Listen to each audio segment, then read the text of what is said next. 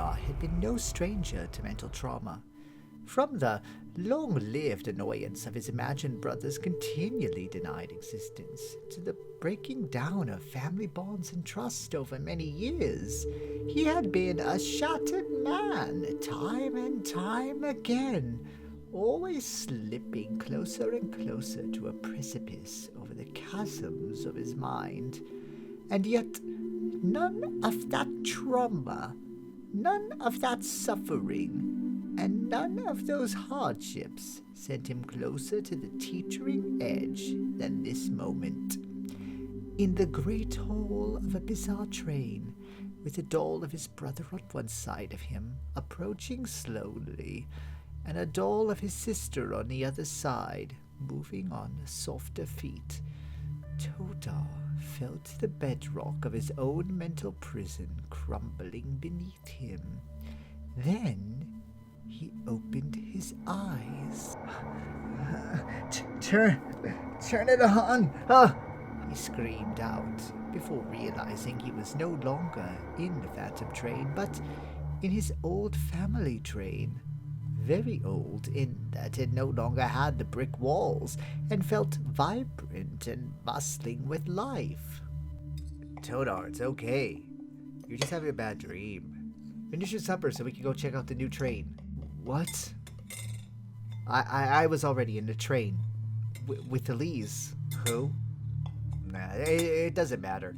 It's a family investment, so one of us should inspect it with you. No, but...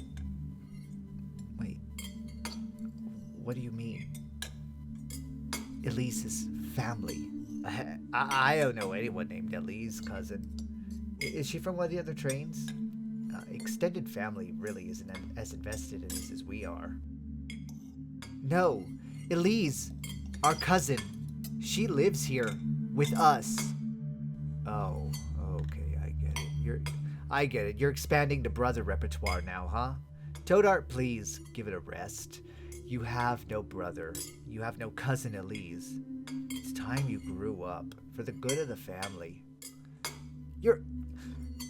You're not doing this to me again. Cousin Elise was here. She was literally always here. She complains about protein packs. She argues the budget to death. She raised us, damn it. Stop pretending like she didn't exist. Stop pretending like either of them never existed. And Todar found himself back in the dark, massive train. The dolls were gone from his side, but footsteps, slow and heavy, came up from behind him, accompanied by a horrendous odor.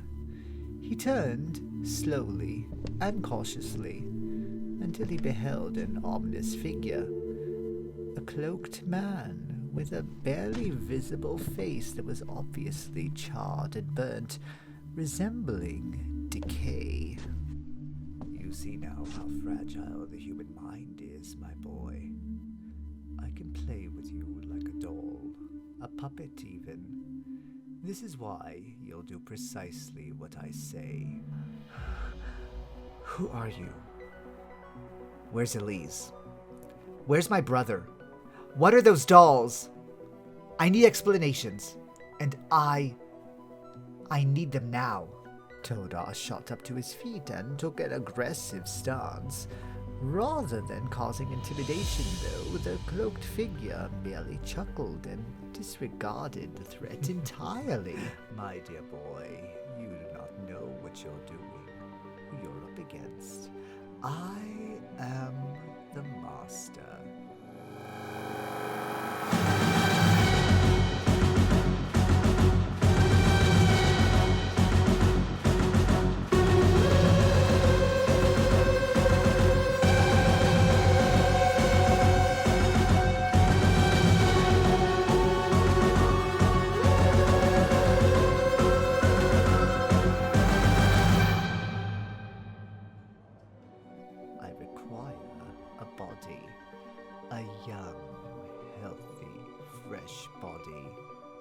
Your mind is worthless, but your muscles are strong, your skin supple, your health adequate for my needs.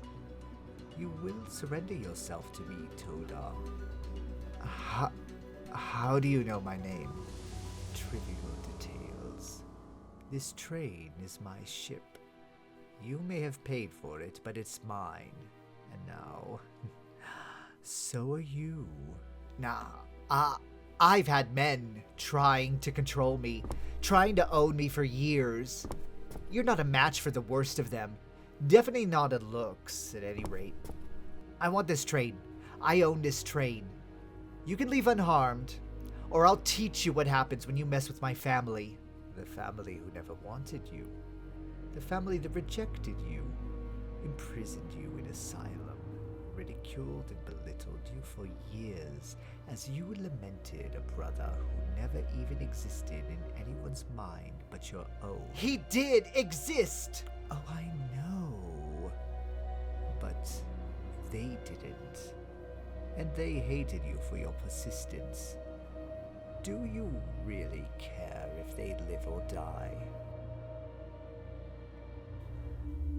Family is family. You're nobody. Perhaps I offer you a wager. Why should I take it? Why does anyone do anything for profit? I offer you this train, but as a wager. The generator is at the head of the train. The broken connector is in the same room. I broke it many, many years ago to shield myself from detection on this barren, primitive rock. If you get there before I do, the train is yours. If I get there first, your body is mine. Todar was uncertain, scared, and confused by this entire spectacle. He considered his chances of attacking this strange person and physically subduing him, but the hallucination that had completely overtaken his mind moments before stayed his actions. Whatever powers he possessed were not to be disregarded. Fine, it's only 3 cars. I can make it easily. Then it's an easy gamble, isn't it? But remember, when you lose, you will be mine. The cloaked man reached out a charred, flaking hand to Todar's face, attempting to stroke his cheek. Todar evaded the touch, however, and began running down the grand hall towards his destination. Todar reached the end of the car finally, passing the rooms Elise had explored in her wanderings, and he wondered if he should pause to see if she was still here.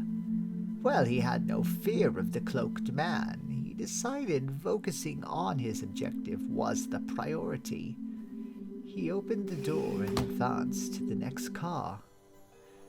He was shocked to find the second car to be a large, heavily greened arboretum.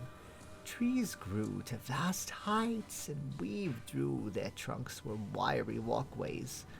The humidity was suffocating, clothing the air in thick mist. It clung to his lungs with every breath. Whoa, what kind of train is this? I can see the end though. This car is more height than length. Alright, gotta keep going. From above, the sound of footsteps on metal echoed in the vast forest. Todar didn't have to look up to know it was the cloaked man. He found himself thankful for the strangling mist, as it protected him from the odor of rotting flesh. You had better move quickly, my boy. They are coming for you. They are coming for your blood. You'll be mine, harmed or unharmed. It matters not to me. I've imbued my dolls with a special gift. If they touch you, you'll become just like them. Todar paused. This was a confirmation of what he had feared. He had hoped the doll was a trick, a ploy to toy with his mind, but if the cloaked man was being forthright, then that meant that Elise was. Become like them? What do you... Trust... You.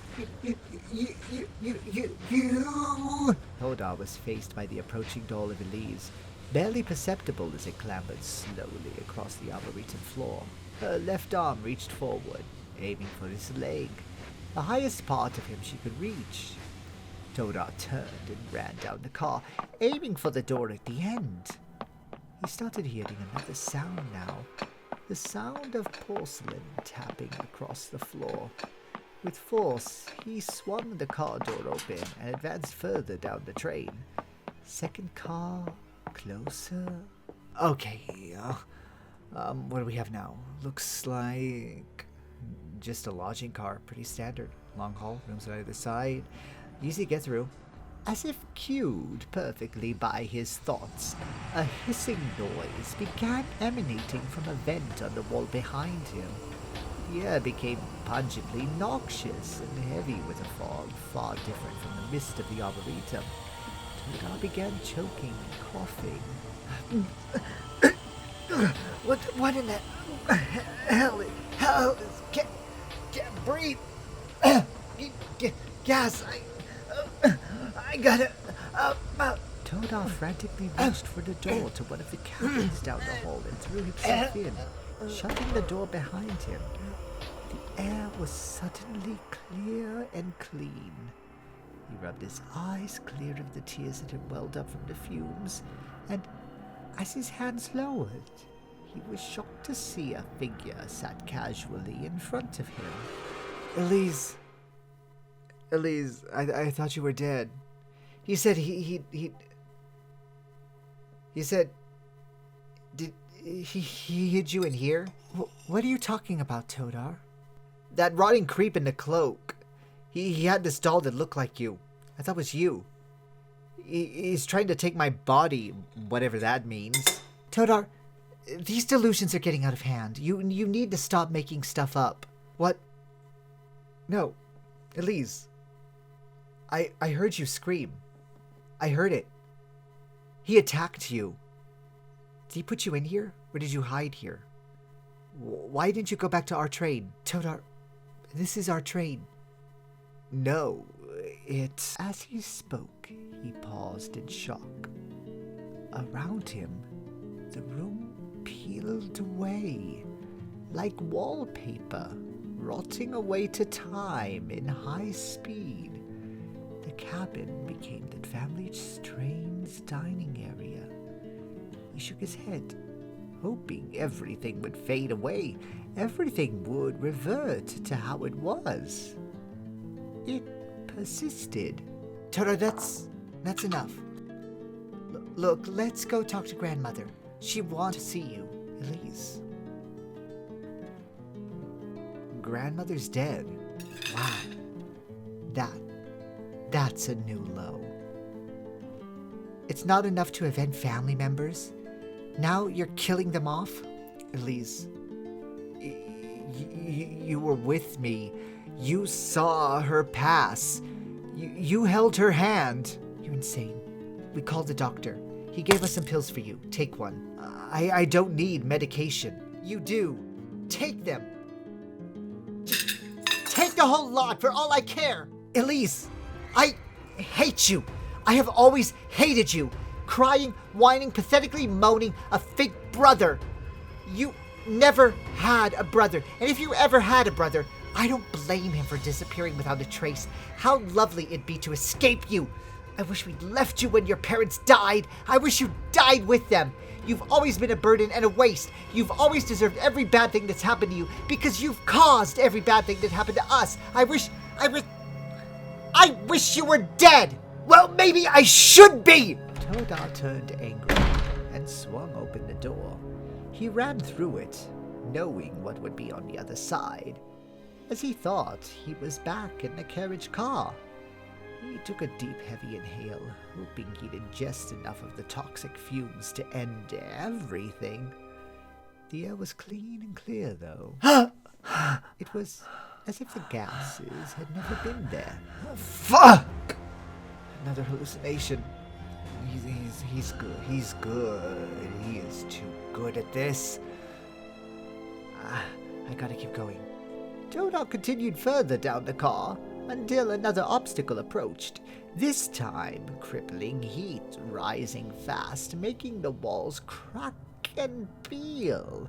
He jumped into another cabin and closed the door behind him, eyes closed, breathing heavy as he prepared for another assault.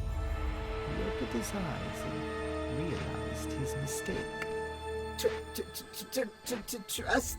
Trust us.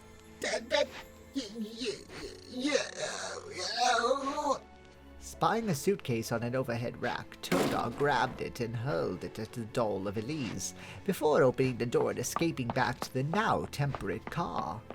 He didn't close the door, and Elise was soon approaching him yet again. He couldn't resist the emotions welling inside him and broke his run to turn back to her. Elise, I'm sorry. I don't know if that's you or some trick or what, but I'm not going to become like you. Please, stop following me.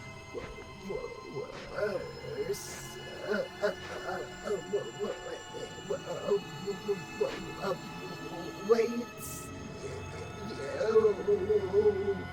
Todar reached above him, smashing an overhead light.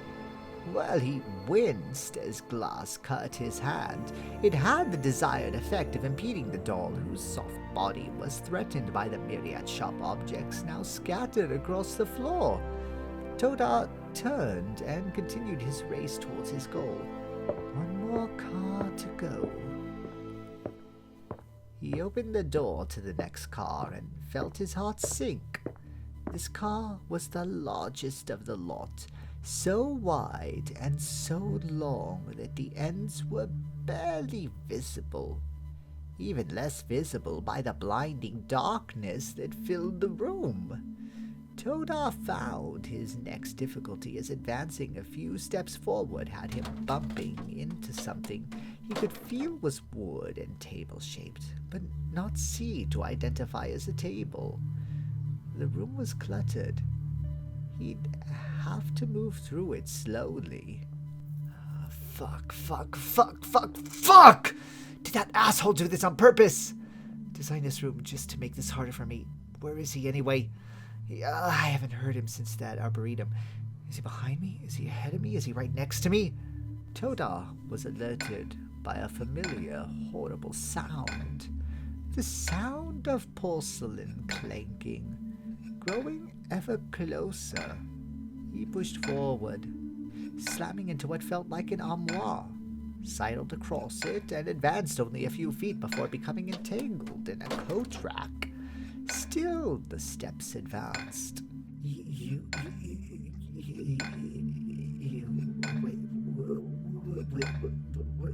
will die. Todar crashed into something that he'd only identify as painful and fell to the floor. The steps grew closer.